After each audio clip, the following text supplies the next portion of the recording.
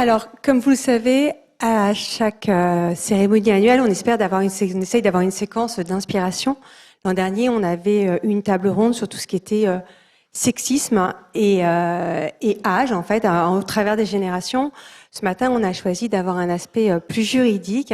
Et pour cela, on a le plaisir d'accueillir Valence Borgia, qui est à nos côtés ce matin. Valence, je t'en prie, viens nous retrouver.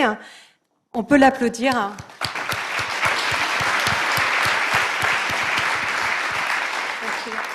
Valence, ce matin, tu vas nous parler de comment, en fait, le droit peut être un outil de lutte contre le sexisme ordinaire. Donc vraiment, merci. Pour nous, c'est important. Mais juste un petit mot pour te présenter, pour ceux qui ne te connaissent pas. Tu es avocate au barreau de Paris, avocate au barreau de New York. Tu es extrêmement engagée sur l'ensemble des sujets, sur la place des femmes, sur l'égalité entre les femmes et les hommes. Et cet investissement, en fait, se traduit dans tes actes de tous les jours et au quotidien, mais je voulais juste citer deux, trois points qui sont vraiment très importants. Valence est à l'origine, avec Anne-Cécile Maillefer, de la Fondation des femmes. Et ça, je crois que c'est vraiment une très, très belle réussite. Vraiment, merci. Tu es une ancienne administratrice du laboratoire de l'égalité et tu as également développé une pratique pro bono en matière de discrimination des violences de genre ou qui sont fondées sur le sexe. Donc, vraiment, un grand merci. Merci d'être à nos côtés. Ce qu'on propose pour ta séquence, c'est 2 temps. Le premier temps, en fait, on va te laisser te présenter. Et puis après, il y aurait une série de questions avec Anne-Sophie. Donc, un grand merci. Je te laisse te présenter. Merci beaucoup. Merci beaucoup Anne-Laure pour ces quelques mots et merci à tous d'être ici ce matin. Pour moi, c'est extrêmement réjouissant de vous voir et de voir un si grand nombre d'entités mobilisées contre le sexisme ordinaire, parce que moi je viens d'un monde professionnel dans lequel, et c'est un euphémisme, on peut dire que l'engagement n'est pas aussi intense sur ces sujets-là. La profession d'avocat, c'est un terreau très très favorable au sexisme ordinaire. Ça s'explique par beaucoup d'éléments, des éléments de contexte historique. Il y a un facteur qui, pour moi, explique aussi pourquoi, chez les avocats, le sexisme est extrêmement développé, c'est que dans notre exercice, le droit du travail ne s'applique pas. Donc c'est intéressant parce que nous sommes un petit peu un laboratoire de ce qu'il advient quand il n'y a pas cet amortisseur du droit du travail. On exerce en réalité dans les cabinets sous 2 statuts. Quand on accède à la profession, on est collaborateur ou collaboratrice. Et puis, l'objectif, c'est de devenir associé des cabinets. Et les associés, c'est ceux ceux et celles qui détiennent et dirigent les cabinets. Moi, j'ai prêté serment en 2007.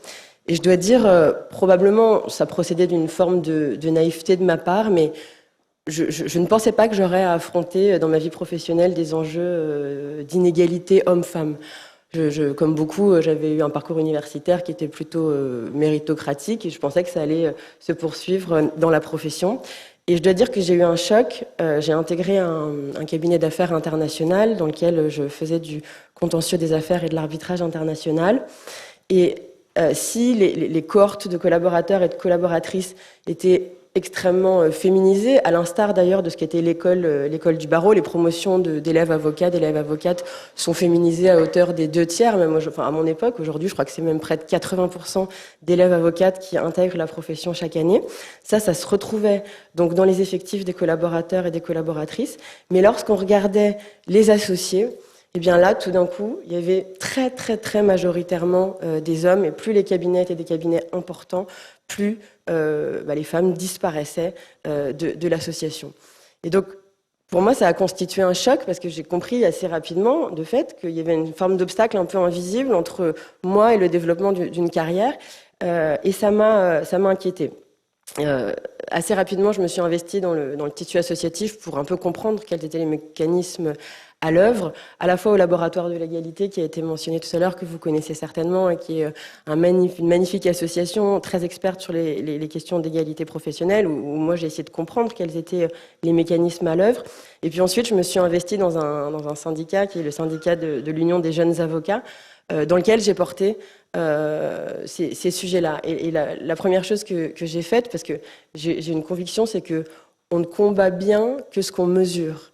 Ça a été de cartographier dans la profession quelles étaient les inégalités, parce qu'en réalité, ça n'avait jamais été fait. Et alors, avec d'autres, on a commencé à tout compter, partout. La gouvernance de la profession, le nombre de bâtonniers, de bâtonnières, c'était facile. En 200 ans, il y avait eu seulement une bâtonnière femme, alors qu'il y a un bâtonnier qui est élu tous les 2 ans.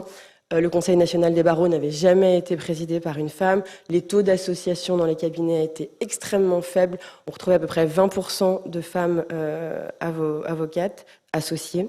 Il y avait des taux d'attrition, ça c'est quelque chose qui dit beaucoup. Dans le rapport du HCE du début de semaine, ce qui est dit, moi ça m'a beaucoup touché, le rapport dit le sexisme, ça entraîne des renoncements chez les femmes. Et en fait, ce taux d'attrition, il était très fort. C'est-à-dire que dans ces promotions de jeunes élèves avocates qui arrivaient dans la profession, 10 ans après, on en avait perdu 40%. Ce qui est quand même terrible quand on pense à l'effort qu'il faut déployer pour atteindre, pour réaliser un parcours professionnel. Et puis finalement, trop d'obstacles dans la profession, ces femmes, elles partaient, on les perdait. Et puis je vous donne un dernier chiffre, parce que pour moi, c'est le chiffre, c'est le marqueur, puisqu'on parle d'égalité professionnelle, c'est le revenu. Je vous disais tout à l'heure, qu'est-ce qui se passe quand le droit du travail ne s'applique pas? Il faut que vous sachiez que chez les avocats, les femmes gagnent 2 fois moins que les hommes. C'est ça, ce chiffre-là. Et pour moi, tant que ce chiffre-là n'aura pas abouti, ne sera pas arrivé à une égalité parfaite, on pourra dire ce qu'on veut, l'égalité n'existera pas dans la profession parce que évidemment l'argent c'est le marqueur fort de la réelle égalité professionnelle. Alors à l'époque on nous disait mais ne vous inquiétez pas, tout ça c'est lié à la pyramide des âges, mais naturellement à la faveur de la féminisation de la profession, tout ça va se faire et vous allez réussir à devenir associé, etc. Ça, très vite on a compris que c'était inexact puisqu'en fait les femmes étaient aussi nombreuses que les hommes à prêter serment chaque année depuis 1985. Donc en 2007, on avait déjà suffisamment de recul pour se dire que les femmes qui avaient prêté serment en 1985, manifestement, elles n'étaient pas devenues associées. Je me suis prêté à un petit exercice cette semaine pour vous démontrer cela, c'est-à-dire que les choses ne se font pas naturellement en dépit de la féminisation de la profession. Ça, c'est... J'étais sur un cabinet d'avocats international, et si on fait défiler la vidéo, ce que vous voyez là, ce sont les collaborateurs et les collaboratrices au sein de ce cabinet. Et vous voyez ce que je décrivais tout à l'heure, c'est-à-dire qu'il y a plutôt des femmes majoritaires, dont on a un pourcentage d'à peu près 2/3 de femmes dans les collaborateurs de ce cabinet. Je ne vous fais pas tout défiler parce que ça serait fastidieux, mais ça se vérifie. Et ensuite, j'étais sur la page des associés, donc on va également faire défiler. Et là, voilà, on retrouve ce que je vous décrivais tout à l'heure. Donc les choses ne changent pas naturellement à la faveur de la féminisation. Le sexisme, moi je l'ai également éprouvé parfois au tribunal. Je me souviens, j'allais plaider, le magistrat donnait la parole à mon confrère en disant « Allez-y maître, vous avez la parole ». Et puis venait mon tour et on disait « Allez-y mademoiselle ». Et donc c'était extrêmement... comment dire, c'était heurtant quand le confrère n'ajoutait pas, mais naturellement, je laisse la parole à ma charmante jeune consoeur. Et ça, c'est des choses qui coupent un peu les pattes, parce que quand on s'apprête à plaider, on a besoin de beaucoup d'énergie, et on ne mesure pas à quel point, tout d'un coup, ce type de comportement, ça a un impact. Et moi, j'ai la conviction que, évidemment, ça conduit certaines femmes, à force de répétition, en réunion, à l'audience, etc., à renoncer et à quitter la profession. Ce qui est intéressant aussi, c'est que la profession d'avocat, c'est une profession qui historiquement était interdite aux femmes. Elle s'est ouverte au début du XXe siècle et les femmes ont eu beaucoup de difficultés en réalité à rentrer. Il y avait beaucoup de réticences, beaucoup de colibés. Il y a beaucoup de littérature de l'époque, du début du XXe siècle, qui explique pourquoi en réalité les femmes n'ont pas les qualités nécessaires à l'exercice de la profession d'avocat, à l'exercice de la plaidoirie, pourquoi elles n'ont pas l'autorité, pourquoi elles n'ont pas la sagesse qui conviennent à l'office important qui est celui de la représentation des justiciables. Et on expliquait à l'époque que les femmes, elles étaient trop émotives, trop empathiques pour connaître des dossiers compliqués qui sont ceux des avocats. Alors, aujourd'hui, ces stéréotypes, en fait, ils irriguent encore la profession, même si c'est de façon beaucoup plus insidieuse. Je vous montre un article qui dit bien cela. C'est un article qui est paru dans Le Point il n'y a pas très longtemps. enfin il y a quelques années quand même, et qui se faisait l'écho de la féminisation de la profession au barreau de Paris. Et l'article dit, voilà, les femmes trouvent par ailleurs dans les nouveaux marchés du droit matière à s'épanouir. Elles mettent à profit leur qualité d'écoute dans la médiation et la conciliation, nouveaux modes de règlement pacifié des litiges. Et l'article poursuit, avis aux misogynes, la femme ne revendique pas d'être un homme comme les autres, et c'est justement ce qui fait sa force. Plaident toutes celles qui refusent de copier les hommes sur le terrain de l'autorité et du machisme. Légèreté, souplesse, empathie, sobriété et douceur sont devenus des mérites redoutables dans la jungle des effets de manche. Alors évidemment, on pourrait se dire que c'est l'exaltation de qualités qui sont certainement prises individuellement des qualités importantes, mais évidemment, quand un client souhaite confier à un avocat ou une avocate un dossier de conseil ou de contentieux, ne cherche pas quelqu'un de sobre, de doux ou de léger. On cherche un stratège, on cherche un juriste, on cherche quelqu'un de tenace, de pugnace, quelqu'un qui est capable de donner des coups et de les encaisser. Évidemment, ça disqualifie ce type de qualité réputée naturelle, ça disqualifie beaucoup les femmes au plan professionnel. Il y a quelque chose aussi qui nourrit un peu le stéréotype du ténor du barreau avec son effet de manche, c'est la capacité, je dirais, des avocats hommes, mais aussi des médias, à faire en sorte que les hommes s'emparent davantage de l'espace médiatique. Lorsque j'étais donc plus jeune avocate, il y avait une photo qui était parue dans Paris Match et qui représentait les ténors du barreau. Alors, moi, ça m'avait interpellée cette photo parce que ils avaient l'air d'abord très très contents d'être là et de ne pas voir le problème. C'est-à-dire que symboliquement, il manque quand même la moitié du barreau dans cette pièce et que personne, à au moment de la photo, n'ait dit mais on peut quand même pas considérer qu'on incarne l'intégralité de la profession. C'était étonnant. Et pour la petite histoire, vous avez devant la seule femme qui est sur la photo, c'est Dominique de la Garandrie. C'était à l'époque la seule femme qui avait été bâtonnière du barreau de Paris. Et le photographe raconte que lorsque les gens se sont installés pour prendre la photo, elle était toute cachée au fond derrière. Et c'est lui qui a dit non mais attendez quand même, et qui lui a demandé de venir s'installer au premier plan, sinon on l'aurait à peine aperçu. Donc voilà un petit peu l'environnement dans lequel moi je baigne professionnellement. Je résiste pas à vous montrer une dernière photo de presse. J'ai monté avec des associés EES un cabinet en contentieux des affaires et en arbitrage international il y a 3 ans. Et dans notre métier, il y a de la presse professionnelle qui sort chaque semaine et qui se fait l'annonce des cabinets qui se montent. Alors je vous ai montré là les photos pour des cabinets qui sont comparables aux nôtres, de confrères qu'on aime beaucoup par ailleurs, et dont la presse annonce le lancement du cabinet, donc de manière absolument neutre. Et ça, c'est les articles que nous, on a eus. Alors, on voit assez mal, mais c'est l'arbitrage au féminin. Il y a voilà, Women Boutique. Et alors, il y a celui-ci, c'est vraiment celui que je préfère, c'est mais attention, contrairement à ce que pourrait laisser croire la photo d'illustration, ce n'est pas un clan de rejet d'hommes. Moi, j'ai passé 15 ans à recevoir des lettres professionnelles faisant l'écho de création de cabinets d'hommes dont on n'a jamais pensé à dire que peut-être que ça incarnerait une forme de rejet des femmes. Donc voilà, ça c'est l'environnement dans lequel j'évolue.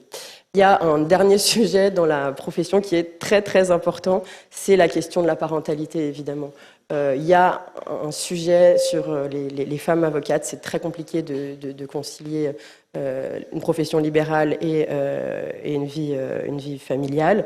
Ça l'est d'autant plus que, à raison justement de l'absence d'application du droit du travail dont je vous parlais tout à l'heure, il y avait un phénomène très massif de terminaison des contrats des collaboratrices qui étaient enceintes ou qui revenaient de congé maternité.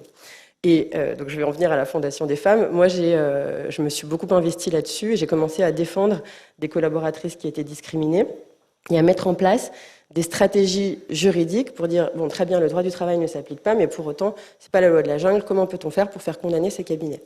Et donc, on l'a fait de différentes façons, en saisissant le défenseur des droits qui a entamé des enquêtes dans des cabinets et qui, suite à ces enquêtes, a constaté qu'il y avait des faits de discrimination, a saisi l'ordre, ce qui a entraîné des sanctions, les premières sanctions disciplinaires.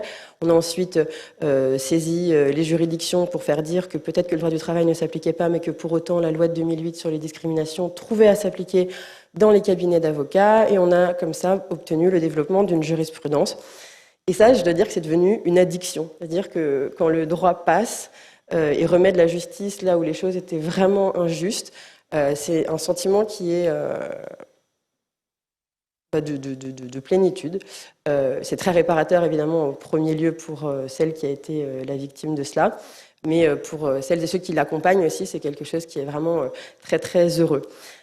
Et c'est là que j'ai nourri cette conviction qu'il fallait vraiment reprendre ce réflexe qu'on avait un peu abandonné, d'utiliser le droit stratégiquement dans la matière contentieuse pour lutter contre les inégalités, contre le sexisme.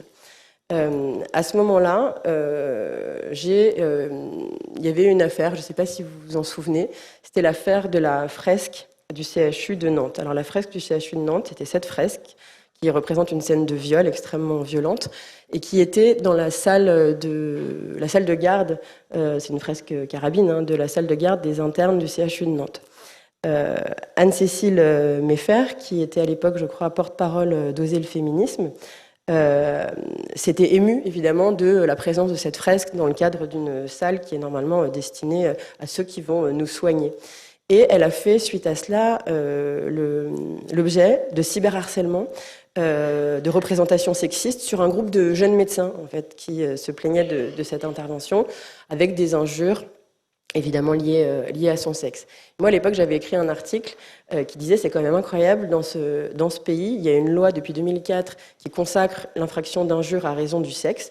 Les femmes sont quotidiennement insultées à raison de leur sexe, et pourtant, il n'y a jamais eu une décision de justice qui a prononcé cette infraction. Et donc, les réseaux féministes nous ont mis en lien et on s'est rencontrés comme cela. Et on a ensemble décidé de porter cette première action et d'essayer d'obtenir la première condamnation d'injure à raison du sexe.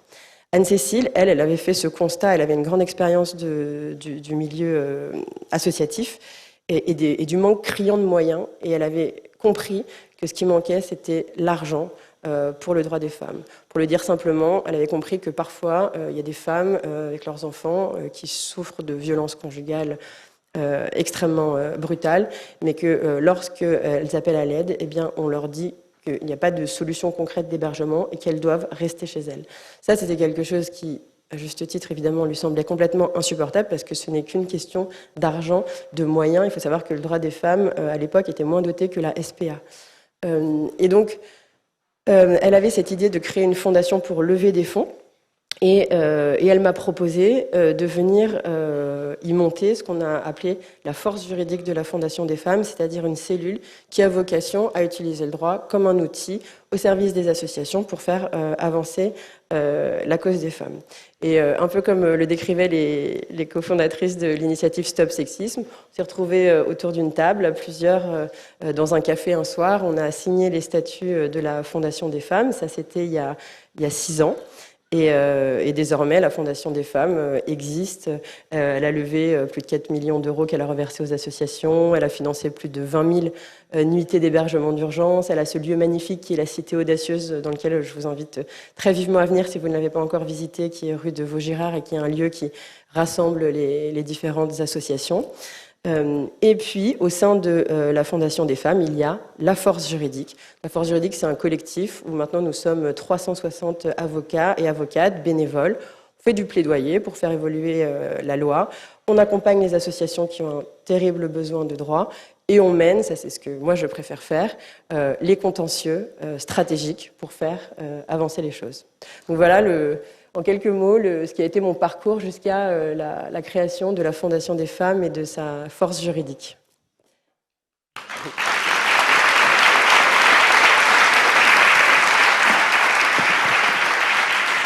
Merci. Merci beaucoup, Valence, pour votre parcours et pour ce constat dans votre milieu. J'avais une question. Est-ce que vous avez des exemples concrets où on voit que le droit a permis de gagner des batailles sur ce terrain, sur le sexisme? Oui, absolument. Vous l'avez aussi remarqué, vous l'avez dit tout à l'heure, le constat du HCE qui fait froid dans le dos, c'est celui de l'exposition des jeunes générations et finalement de l'accentuation du sexisme auprès d'elles. C'est lié, moi, je crois beaucoup aussi à une forme de dévoiement du sexisme sur notamment les réseaux sociaux. Et c'est pour ça que j'ai peut-être choisi de vous présenter plus particulièrement quelques actions qu'on a conduites et qui touchent aux médias, aux réseaux sociaux, à la publicité, parce que tout ça, ça fait, c'est ce que disait Morgane tout à l'heure, le lit du sexisme, puis des violences. Alors peut-être, je l'ai évoqué tout à l'heure, je vous disais qu'on avait été chercher la première décision d'injure à raison du sexe. Et donc, en 2018, en effet, le tribunal judiciaire de Paris a jugé que les médecins qui avaient insulté en ligne Anne-Cécile Meffer avaient bien commis des injures à raison du sexe. C'était très important, on a une très belle audience parce qu'on a eu des débats linguistiques, c'est-à-dire, et c'était parfois drôle, est-ce que cochonne, c'est une injure à raison du sexe? Alors on posait des questions aux prévenus et disaient mais non, mais pas du tout, si ça avait été un homme, je l'aurais traité de cochon. Et donc il y avait vraiment comme ça des échanges, il fallait convaincre la juridiction qu'on était bien dans l'injure à raison du sexe. Et elle a évidemment jugé que traiter une femme de grosse pute ou de cochonne, ça, c'est une injure à raison du sexe. C'est important aussi pour la modération dans les réseaux sociaux, parce que ça veut dire que maintenant il y a un précédent et que la modération peut se faire de manière très, très efficace. Un autre personnage que moi j'ai découvert à l'occasion grâce à la Fondation des femmes, c'est Monsieur Marceau. Marceau, c'est un jeune dessinateur de BD, des BD d'extrême droite, qui recèle beaucoup de propos sexistes, racistes, des illustrations à l'avenant, et qui est suivi par une communauté qui est extrêmement violente et qui se rassemble sur les réseaux sociaux. Et donc, il y avait une page Facebook de ce Marceau et de sa communauté qui comptait des centaines de milliers de personnes. Et suite à des signalements, compte tenu des propos qui étaient proférés sur cette page a été fermée. Immédiatement, parce que c'est intéressant ça aussi, l'agilité en réalité de ceux qui commettent ce genre d'agissement, ils ont ouvert une deuxième page Facebook. Et une militante féministe, dans l'intervalle, s'était réjouie de la fermeture de la première page Facebook. Donc là, sur la deuxième page Facebook, où de nouveau il y avait des centaines de milliers d'abonnés de Marceau, celui-ci a reposté le post de la militante féministe qui se réjouissait de la fermeture de la première page, en postant un message dans lequel il disait, il la traitait de connasse hystérique, et il disait « Bien joué, félicitations pour ton acharnement et bonne soirée, tu vas peut-être recevoir 3-4 messages 1 ». Ça, c'est évidemment une façon de lâcher les chiens et d'inciter sa communauté à harceler cette jeune femme. Cette jeune femme, elle a reçu des messages qui sont ultra violents. J'en ai mis quelques-uns ici, mais c'était des menaces. On a ton adresse, où tu loges, t'étonnes pas si ta petite tête de fragile est défigurée dans la semaine, bonne soirée. On va t'exciser à l'Opinel, fais pas trop la maline à signaler comme ça. Donc, c'était extrêmement brutal. Et là, en réalité, ce qui, au plan juridique, était intéressant, c'était la question de provocation à la haine, à raison du sexe. Ça, c'est une autre infraction qui n'avait jamais été prononcée. Donc, on a porté plainte contre ce monsieur, aussi contre, évidemment, les hommes qui avaient cyberharcelé sur Internet. Moi, d'ailleurs, il y a quelque chose qui me choque beaucoup, sur lequel il faut continuer de travailler, c'est qu'il y a une prime à l'anonymat, parce qu'en réalité, les forces de police, elles vont identifier ceux qui, vraiment d'ailleurs pas des gens très malins, mais qui insultent sous leur vraie identité. Ceux qui sont anonymes, finalement, parce que c'est trop compliqué d'aller les identifier, on ne les identifie pas, bien qu'on pourrait tout à fait le faire en pratique. Et donc, on s'est retrouvé à cette audience.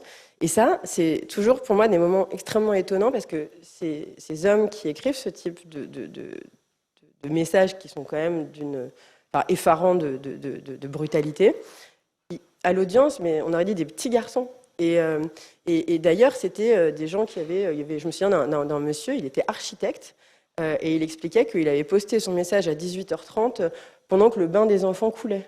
Et donc, on s'est retrouvés comme ça. Évidemment, ils n'en menaient pas large.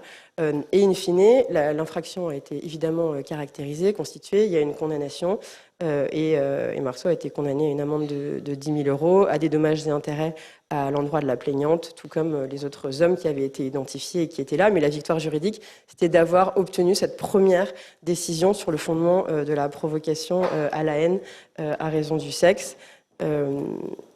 Voilà, bon là je vous ai juste repris la décision qui reprenait l'infraction. Alors une autre action qu'on a conduite, parce que ça aussi évidemment c'est très, pour les jeunes, c'est très prescripteur de sexisme, dans le cadre de l'émission Touche pas à mon poste, l'animateur Cyril Hanouna avait fait toucher son sexe à une chroniqueuse qui avait les yeux fermés, et donc il lui faisait toucher, qu'est-ce que c'est mon bras, etc. Puis finalement, il lui avait fait toucher son sexe, donc c'est quand même quelque chose d'extrêmement grave. On avait saisi avec des associations le CSA. Et le CSA a rendu un avis le 7 juin 2017 dans lequel il retient. Je trouvais que c'était très intéressant. Moi, j'aime beaucoup quand le droit s'articule et le droit passe. Le CSA retient que ces images faisaient penser aux téléspectateurs qu'en pareille situation, le consentement de la chroniqueuse n'était pas nécessaire, que cette séquence qui a placé celle-ci dans une situation dégradante et véhicule une image stéréotypée des femmes, l'ensemble de ces faits présente un caractère de gravité manifeste, justifie la condamnation de la société C8. Ce qui est important, c'est que la société, elle a été condamnée à une interdiction de publicité pendant son programme et pendant les 15 minutes qui le précédaient et qui le suivaient, pendant 15 jours, ce qu'elle a estimé à une perte de 10 millions d'euros. Donc ça, c'est très intéressant parce que ça prouve aussi que la lutte contre le sexisme, elle peut permettre de faire encourir aux entreprises aussi un risque, des sanctions financières et puis évidemment un risque réputationnel. La chaîne a saisi le Conseil d'État en contestant la décision, mais le Conseil d'État a validé l'avis du CSA. Et ce qui est intéressant, c'est qu'il a ajouté qu'en plus, ça avait été pratiqué sur une chroniqueuse placée en situation de subordination vis-à-vis de l'animateur et du producteur et que ça banalisait ce comportement inacceptable. Et d'ailleurs, il a précisé, et d'ailleurs susceptible de faire l'objet, dans certains cas, d'une incrimination pénale. Et que ça donnait de la femme une image stéréotypée, la réduisant au statut d'objet sexuel. Donc ça aussi, c'est très intéressant parce que finalement, c'est de dire, mais ces comportements qu'on peut voir parfois dans les médias, finalement, il y a aussi des outils juridiques qui permettent de les sanctionner et de faire en sorte que ça n'advienne plus. Je donne un autre exemple aussi rapidement, parce que c'était intéressant. Ça, c'était une campagne publicitaire qui s'était affichée sur les murs de Paris pour une marque de luxe et qui présentait des femmes qui étaient à l'évidence anorexiques et présentées comme des objets. Et donc là, il y avait eu une protestation qui là est montée par les réseaux sociaux. Et on a saisi l'avis de déontologie, le jury de déontologie de la publicitaire, qui a rendu un avis en 2017, dans lequel, de la même manière, il vient constater que les postures ostensiblement érotiques, dans lesquelles les femmes sont comme sexuellement offertes, alimentent le stéréotype de la femme objet sexuel. Et donc la campagne de publicité a été retirée par la marque. Et ça aussi c'est intéressant parce que on peut penser que en utilisant ces outils, désormais les marques sont quand même avertis de ce que cela a des conséquences et que déposer toute une campagne de publicité nationale, c'est quand même une sanction qui est importante. Et puis, un dernier personnage que j'ai découvert grâce à la Fondation des femmes, c'est Amine Morito. Alors, Amine Morito, encore une fois, ça fait vraiment écho au sexisme dans les jeunes générations. C'est un jeune YouTuber qui avait 18 ans. C'est ce jeune homme. Et alors lui, il diffusait sur Internet, alors je ne vous le montre pas parce que c'est vraiment trop désagréable, des vidéos où en fait des femmes, c'est des vidéos en direct d'ailleurs, c'est ça qui est aussi intéressant, où il maltraitait des femmes. Alors généralement on voyait que la partie basse et dénudée de leur corps et il les fouettait, on voyait vraiment des marques sur leur corps, il les aspergeait de liquide et il les insultait en les traitant de putes. Et il avait une communauté qui le suivait, très très vaste, et qui l'incitait même à commettre certains actes en direct sur ces femmes. Donc ça, en termes de véhicule de sexisme auprès de la jeune génération, c'était vraiment très marquant. Alors pareil, il y a une plainte qui a été déposée contre lui avec la Fondation des femmes et des associations. Et là, de la même manière, très récemment, on a reçu en novembre 2022 le jugement de condamnation et qui fait état de l'impression d'humiliation que donnaient ces vidéos de femmes qui sont sous la possession et la domination de l'homme. Donc ça aboutit à une condamnation. Alors compte tenu de l'âge de ce jeune homme, il a été condamné à faire un stage de sensibilisation à l'égalité entre les hommes et les femmes. Et je pense que ce stage a été efficace, puisque une récente publication d'Amine Morito, c'est « Plus jamais vous me verrez fouetter des meufs, c'est fini, les trucs comme ça, faut avancer ». Donc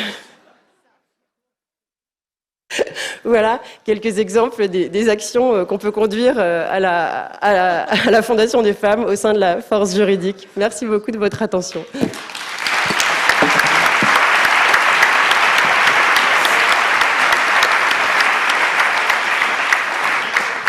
Merci Valence pour ces éléments qui, pour ma part, sont assez marquants et nous permettent tout de même de prendre un petit peu de recul.